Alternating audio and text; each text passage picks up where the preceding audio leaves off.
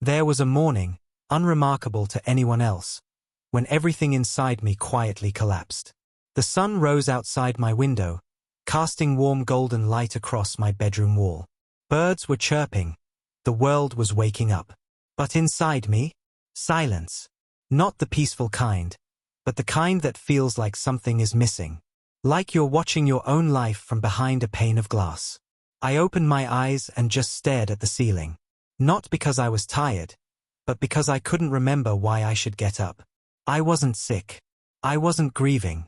My body worked, my heart beat, and yet, I felt hollow. And that terrified me. Because this wasn't a breakdown. It was worse. It was a slow fade. The kind you don't notice until one day you wake up and realize you don't recognize the person you've become. I reached for my phone. Muscle memory. Instagram. Twitter. Emails. Strangers shouting opinions. Influencers pretending everything was perfect. And somewhere in between, I lost 30 minutes of my morning. Again. I hadn't even spoken a word out loud. I hadn't stretched. I hadn't even taken a deep breath. I lived through a screen before I'd even lived through a moment. That's when the thought hit me, quiet but sharp. This can't be all there is. That thought stayed with me the whole day. Through my shower. Through the bus ride. Through fake smiles and small talk. And that night, when the noise finally settled, I wrote something down in a notebook I hadn't touched in months. What if changing how I start the day could change how I feel about my life? Not the whole day. Not my job. Not my bank account. Just the start. The first hour. The foundation. It sounds so simple, right? Maybe too simple.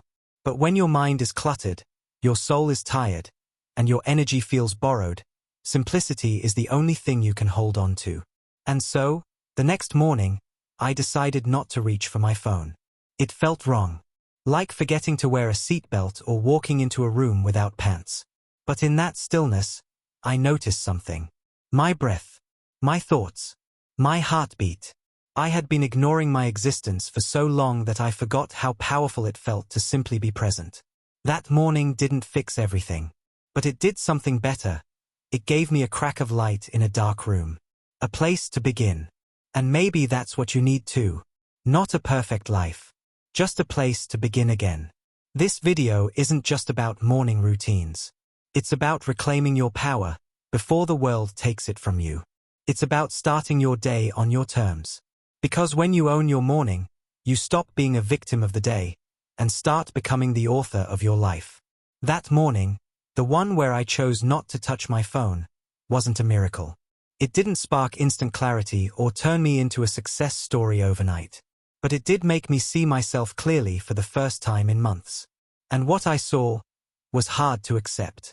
I saw someone who was drifting, who woke up late and went to sleep later, who used humor to mask emptiness, who said I'm fine so often that even I started believing it, until the silence reminded me it wasn't true. I didn't hate my life. That would have been easier, in a strange way. No, what scared me was that I felt numb toward it. Like I had settled into a version of myself I never planned on becoming. Someone who let the day dictate their direction. Someone who filled every quiet moment with distractions. Music, podcasts, background noise. Because real silence brought too many truths. I'd built a routine, unintentionally. Wake up late. Check notifications. Rush through the morning. Skip breakfast. Open my laptop. Get lost in deadlines. Burn out. Scroll again. Repeat. No space. No stillness. No intention. And here's what I've learned since then. You don't have to be in crisis to be disconnected. You just have to stop checking in with yourself.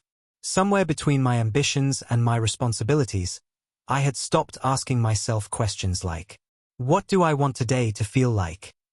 What kind of person do I want to be? Am I surviving this life or living it? And so, the person I was becoming wasn't me. It was a version shaped by fatigue, shaped by algorithmic timelines, shaped by trying to keep up with people who weren't even looking in my direction. But here's the part that stung the most. I knew better. I had read the books, listened to the podcasts, Watched the motivational videos. I knew what I should be doing. Wake up early. Move your body. Drink water. Meditate. Write goals. Be grateful. I knew the script. But knowing doesn't change you. And until that morning, when I finally chose to do just one thing differently, I had lived entirely in the realm of knowledge. I had convinced myself I didn't have time, or energy, or discipline. But maybe the truth was simpler. I had just stopped choosing.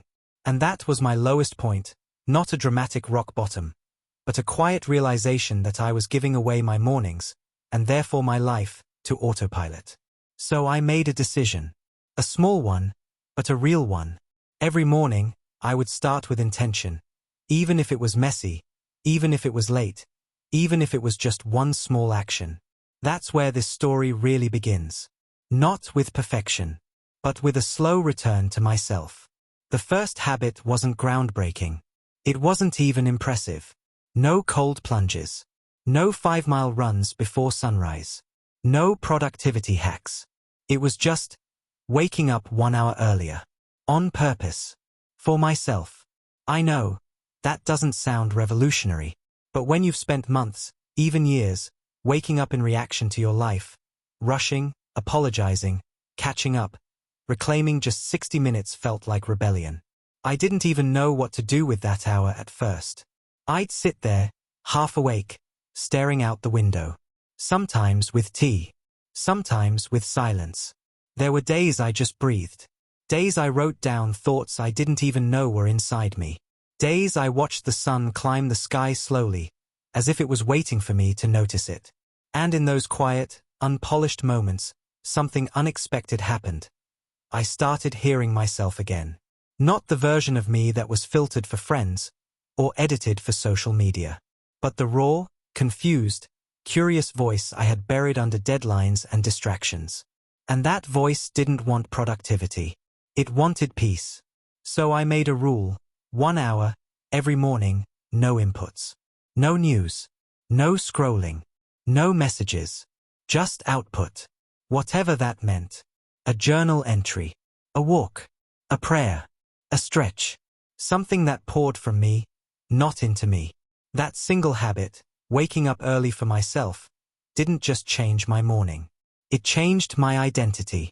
It reminded me that discipline wasn't about restriction. It was about protection. Protecting that fragile, often ignored space inside us that dreams, reflects, and remembers who we are. You see, most of us wake up and immediately go to war. Notifications, expectations, headlines, algorithms.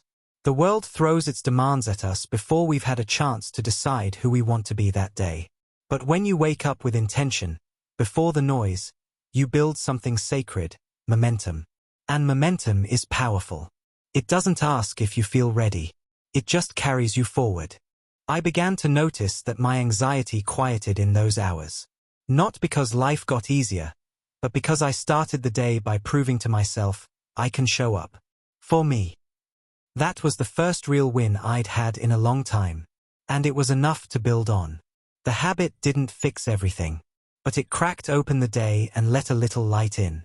And sometimes, when you're lost in darkness, all you need is a crack. That crack became a pattern. That pattern became a ritual. And that ritual became a lifeline. It wasn't about waking up early. It was about waking up to my own life. Once I had my mornings back, just that single sacred hour, I didn't want to waste it. But I also didn't want to fill it with noise disguised as growth. I had done that before. Binge-watched motivational videos, wrote down 50 goals, tried to meditate perfectly, and burned out by day 3. So this time, I took it slow. Intentionally slow. I let the space tell me what it needed. At first, I wrote. Not polished journal entries or Dear Diary monologues. Just a pen meeting the page. Some mornings it was a single sentence, I don't know what I'm doing. Other days, it turned into paragraphs of confusion, frustration, or gratitude. And through writing, I discovered a surprising truth. Most of us aren't overwhelmed by life itself. We're overwhelmed by the weight of unprocessed thoughts. Putting them on paper gave them a place to live besides my chest. It freed up energy. It gave my mind space to breathe. That was habit number 2, morning pages. 3 unfiltered, unjudged pages a day. Not for the world. Just for me. Then came movement. Nothing intense. Just stretching, light yoga, sometimes a walk if the morning air called to me. It wasn't about burning calories or chasing a physique. It was about coming back to my body. This vessel I had ignored unless it hurt or broke. That was habit number 3, move with care. Not to fix myself, but to connect with myself. Then, slowly, I added one more thing, silence. And that became habit number 4, stillness. No music, no mantras, just sitting. Not even meditating in the strict sense. Just observing. Watching the thoughts rise and fall like waves. At first, it was uncomfortable. My brain screamed for stimulation. But over time, I found power in that discomfort. I found clarity in the calm. And it wasn't the habits themselves that changed my life. It was the way they made me feel about myself. Every time I showed up, I was casting a vote for the person I wanted to become. Not someday, but now. A writing made me feel clear. A movement made me feel grounded. A stillness made me feel strong. They weren't just habits anymore. They were anchors. Anchors in a world that constantly pulls you in 1,000 directions. People ask me now, how do I find my purpose? And I say, you don't find it scrolling. You find it showing up. Purpose isn't a lightning strike. It's a quiet knowing that builds over time. And for me, it started with an hour, then layered into a rhythm. A rhythm that reminded me every morning, you are not lost. You are becoming. Changes didn't happen all at once. There were no fireworks or sudden breakthroughs. But slowly, things shifted. I noticed my anxiety softened, not because life became easier, but because I felt more in control of my mornings, my mindset, and ultimately, my choices. I started to enjoy my own company instead of avoiding it.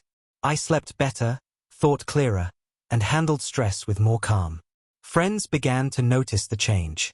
Not because I shouted about it, but because I carried a new kind of energy, steady, grounded, purposeful. Most surprising of all, I stopped waiting for motivation to show up. Instead, I created it, one small habit at a time. The habits weren't just about mornings. They were about taking back my life, one intentional moment at a time.